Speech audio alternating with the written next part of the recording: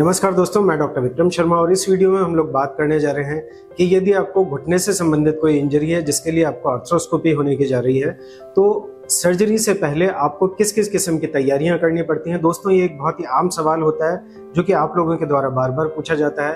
तो इस वीडियो में इस विषय से जुड़े हुए लगभग हर टॉपिक को हम लोग कवर करने का कोशिश। तो सबसे पहली बात, जब भी आप सर्जरी के लिए आगे बढ़ते हैं, हम लोग जब आपको ये बताते हैं कि अब आप सर्जरी के लिए तैयार हैं, तो उससे पहले हम लोग ये देखते हैं कि आपके घुटने की अवस्था क्या है। कहने का मतलब ये है कि ये जो घुटने की आर्थ्रोस्कोपी होती है ये एक प्लान्ड सर्जरी होती है। मतलब जब आपके शरीर की अवस्था बिल्कुल उपयुक्त होती है सर्जरी में आगे बढ़ने के लिए, तभी किसी भी डॉक्टर को उस सर्जरी में आगे बढ़ना चाहिए। तो सबसे पहली चीज, घुटने के ऊपर बहुत अधिक सूजन नहीं होनी चाहिए।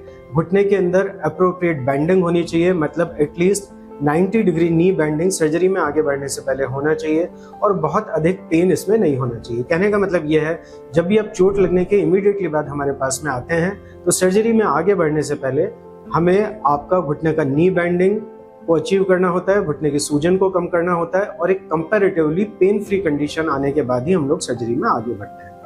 यदि किसी किस्म की इसमें कमी दिखती है तो सर्जरी से पहले भी आप लोगों को फिजियोथेरेपी दी जाती है। इसे बोला जाता है प्रीहेबिलिटेशन। दोस्तों, प्रीहेबिलिटेशन के बारे में हम लोगों ने एक बहुत ही डिटेल वीडियो बनाया है जिसका लिंक आपको डिस्क्रिप्शन में मिल जाएगा। आप चाहें तो इसको भी डिटेल में देख सकते हैं। तो सबसे पहली बात, सर्जरी के लिए जब भी आपका घुटना तैयार हो जाता है तो आप लोगों को यह बताया जाता है कि अब आप सर्जरी में आगे बढ़ सकते हैं। तो इस स्टेप के बाद में जो भी सर्जरी से संबंधित जो हॉस्पिटल की तैयारियां होती हैं वो हम लोगों को करनी होती हैं। जैसे कि यदि आप RGHS के पेशेंट हैं, CGHS के पेशेंट हैं या ECHS से संबंधित किसी के पेशेंट हैं या आप किसी मेडिकल इंश्योरेंस से कवर होते हैं, तो इन सभी के पहले हम लोगों को कुछ हॉस्पिटल की कार्रवाई करनी पड़ती है। मतलब जो कंसर्न अथॉरिटीज होती हैं उनसे इसके लिए अप्रोप्रिएट परमिशन लिया जाना चाहिए।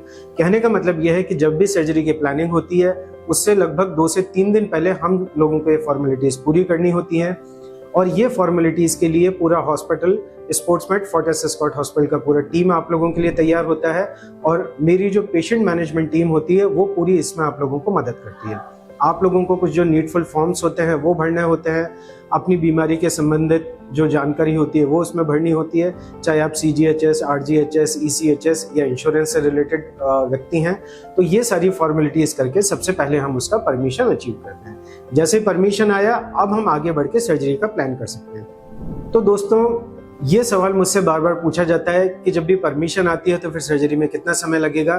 तो प्रैक्टिकली इसके बाद में यदि कोई कारण नहीं है तो हम लोगों की तरफ से सर्जरी में बिल्कुल भी डिले नहीं किया जाता है और जैसी परमिशन आ जाती है हम लोग सर्जरी में आगे बढ़ सकते हैं। तो परमिशन आपकी आ गई, उसके बाद आप मेरी जो पेशेंट मैनेजमेंट टीम है, मतलब जिसका नंबर है 9587077111, आप उस पर संपर्क स्थापित कर सकते हैं और जो मेरे मैनेजर्स होते हैं वो आगे आपका जो बेड बुकिंग होती है, मतलब किस दिन आपको सर्जरी के लिए आना है, उसके लिए बेड बुकिंग वगैरह सारी बातें करके और आप लोगों को इसके बारे में जानकारी दे देते हैं। तो अब आपकी परमिशन आ चुकी है, आपने सर्जरी का निश्चय कर लिया, मेरी पेशेंट मैनेजमेंट टीम से कनेक्ट कर लिया, उसके बाद में हम लोग सर्जरी में आगे बढ़ सकते हैं। दोस्तों, कितनी बार ये होता है कि यदि आप कोई कैश के पेशेंट हैं या हमारे तरफ से जो एक स्पोर्ट्स कोटा चलाया जाता है उसके बेनिफिशियरी हैं, तो वो केसेस में हम लोग आपके जो इन्वेस्टिगेशन हैं वो एक दिन पहले OPD बेसिस पे भी करवा लेते हैं। उसका फायदा ये होता है कि यदि आपको कोई प्रॉब्लम है और वो एडमिट होने के बाद में आती है तो वो अवस्था में आपका बिल बढ़ सकता है। तो ये सारे प्रॉब्लम से आपको बचाने के लिए इन्हीं परिस्थितियों में एडमिशन से पहले भी हम लोग आपके कुछ इन्वेस्टिगेशन कराते हैं। अब ये इन्वेस्टिगेशन क्या होते हैं? ये इन्वेस्टिगेशन होते हैं प्री एनेस्थेटिक चेकअप। मतलब कि जब भी आपको सर्जरी में आप जाते हैं तो आपको किसी किस्म का बेहोशी दिया जाता है, तो बेहोश करने से पहले के लिए कुछ इन्वेस्टिगेशंस की जानकारी होती है, बिल्कुल बेसिक इन्वेस्टिगेशन होते हैं। तो ये आपके किए जाते हैं। कई बार तो हम लोग इनको आउटडोर बेसिस पे कर लेते हैं, पर यदि आप RGHS, CGHS या ECHS या इंश्योरेंस से संबंधित कोई पेशेंट हैं तो वो अवस्था में हम लोग एडमिट करके ही आपके ये सारे इन्वेस्टिगेशन कराते हैं। तो यहाँ तक हम लोगों ने बात किया, आपकी परमिशन आ चुकी है, आपका बेड बुकिंग हो चुका है, या तो आपके इन्वेस्टिगेशन पहले हो चुके हैं या फिर ये तय किया गया है कि एडमिट होने के बाद में ही आपकी इन्वेस्टिगेशन कराएंगे। तो मेरी जो पेशेंट मैनेजमेंट टीम है 9587077111 या 9587077110, इस नंबर के थ्रू आप मेरी पेशेंट मैनेजमेंट टीम के कनेक्ट में रह सकते हैं।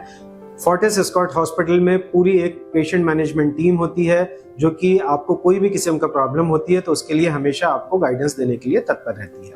तो अब जब हम लोगों ने ये डिसाइड कर लिया कि हमको सर्जरी में आगे बढ़ना है, तो सर्जरी वाले दिन, मतलब जैसे कि आज आपका सर्जरी है, तो एक रात पहले आपको एडमिट किया जाएगा, या तो रात को 12 बजे के बाद, जिससे कि आपका एक एक्स्ट्रा दिन उसके आपके बिल में काउंट नहीं हो, या फिर किन्हीं परिस्थितियों में यदि हम लोग को ये लगता है कि कुछ एक्स्ट्रा इन्वेस्टिगेशन की जरूरत है तो सर्जरी से एक दिन पहले आपको हॉस्पिटल में एडमिट किया जाता है। जो मेरा पेशेंट मैनेजमेंट टीम है वो आपके लिए बेड बुक करके रखती है, और यदि रात को आपका एडमिशन होता है तो जो हमारा इमरजेंसी काउंटर है उसके थ्रू आपका एडमिशन हो जाता है। उसके संबंधी जितने भी कागज है वो ऑलरेडी आपको वहां पे दे दिए जाते हैं और आपको इसके बारे में पूरी जानकारी दे दी जाती है। अब जब आप हॉस्पिटल में एडमिट हुए तो एक ही सवाल आता है कि आपको खाली पेट आना है कि नहीं आना है। तो दोस्तों, अधिकतर स्थिति में आप हल्का नाश्ता लेके आ सकते हैं, क्योंकि यदि आपकी सर्जरी बिल्कुल अर्ली मॉर्निंग नहीं है, जैसे कि 5 बजे नहीं है, तो आप 11 बजे 12 बजे तक कुछ खा पी सकते हैं। इसका मतलब यह है, हमारी प्रैक्टिस में सर्जरी से लगभग 6 घंटे पहले आपको बिल्कुल फास्टिंग में रहना होता है। फास्टिंग मतलब आपको पानी भी नहीं लेना होता, और ये 6 घंटे पहले भी आप बिल्कुल हल्का फुल्का नाश्ता या इसी किस्म की कोई चीजें ले सकते हैं। तो इस किस्म का फास्टिंग आपको सर्जरी से लगभग 6 घंटा पहले रखा जाना चाहिए। एक सवाल और हमसे बार बार पूछा जाता है कि किस किस्म के कपड़े पहन के आने हैं। तो आपको अपने बिल्कुल नेचुरल साफ कपड़े पहन के आने होते हैं, क्योंकि सर्जरी से पहले आपको हॉस्पिटल के कपड़े दिए जाते हैं। मतलब ऐसा नहीं होता कि आप अपने जो आपके जो नॉर्मल कपड़े हैं उनके साथ में ही आपको ऑपरेशन थिएटर में ले जाया जाता है, ऐसा बिल्कुल नहीं होता है। आपके कपड़े हॉस्पिटल में चेंज किए जाते हैं, जिनको कि बोला जाता है हॉस्पिटल स्क्रब, और इसलिए आपको कपड़ों के बारे में कोई भी टेंशन लेने का जरूरत नहीं है। इसके अतिरिक्त जो भी आप, यदि कोई पहले आप मेडिकेशन ले रहे हैं, मतलब आपको कोई बीमारी है, तो आपको अपने डॉक्टर साहब को, जब भी वो आपका प्री एनेस्थेटिक चेकअप करते हैं, मतलब सर्जरी में आगे बढ़ने से पहले आपके एक डॉक्टर साहब आके पूरी आपकी जानकारी लेते हैं, तो उस बारे में आपको बताया जाना चाहिए। तो दोस्तों, इस तरह से इस वीडियो में हम लोगों ने बात किया इस सर्जरी से पहले आप लोगों को क्या क्या तैयारी करनी होती है। मैं दोबारा रिपीट कर देता हूँ। सबसे पहले प्रीहेबिलिटेशन, मतलब आपका घुटना इस चीज के लिए तैयार होना चाहिए कि हम सर्जरी में आगे बढ़ पाएं। उसके बारे में हम लोगों को आपको बहुत ही डिटेल में जानकारी दी जाती है। प्री एनेस्थेटिक इन्वेस्टिगेशंस कई बार ओपीडी बेसिस पे आपके करवाए जाते हैं। जो नीडफुल परमिशंस होती है, यदि आप गवर्नमेंट से रिलेटेड कोई पेशेंट है या इंश्योरेंस से रिलेटेड कुछ पेशेंट है, तो वो केसेस में भी प्री ऑथराइजेशन की हम लोगों को जरूरत पड़ती है। आप लोगों को जनरली खाली पेट आने का जरूरत नहीं होता है। कपड़ों के बारे में भी आप लोगों को कोई बहुत चिंता की जरूरत नहीं होती है। आप लोगों को पूरी नींद लेके आना चाहिए और बिल्कुल हल्के मन से, बिल्कुल रिलैक्स होकर सर्जरी के लिए आप लोगों को आना चाहिए, क्योंकि ऐसा होता है तो आप ठीक से सो पाएंगे और आपका शरीर भी एकदम स्वस्थ रहेगा सर्जरी का जो भी हल्का फुल्का स्ट्रेस होता है उसको फेस करने के लिए। तो दोस्तों, इस विषय से संबंधित यदि और भी कोई आपके सवाल हैं तो नीचे आप कमेंट बॉक्स में लिख सकते हैं, या फिर आप हमारी व्हाट्सएप हेल्पलाइन 9587077444 पे अपना MRI भेज सकते हैं, या जो हमारा पेशेंट मैनेजमेंट टीम है 9587077111 पे हमसे संपर्क स्थापित कर सकते हैं, या Fortis escort hospital direct call करके भी आप हमसे संपर्क स्थापित कर सकते हैं। तो इस वीडियो को देखने का धन्यवाद। मैं doctor Vikram Sharma, signing out. Thank you.